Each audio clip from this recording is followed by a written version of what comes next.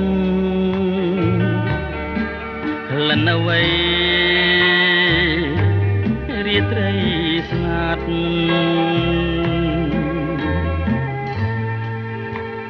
រហើយខ្យល់ជំនោពីដៅតាមខ្យល់ផាត់ប្រជាថ្លើមប្រមាត់ក្លិនផាត់មកពីណាក្រអូបក្រៃ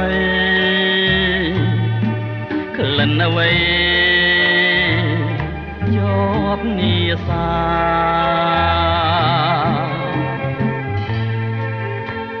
ក្រអូបក្លិនតាស្ម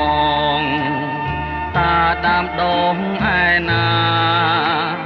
ចិត្តខ្ញុំអន់ទាំង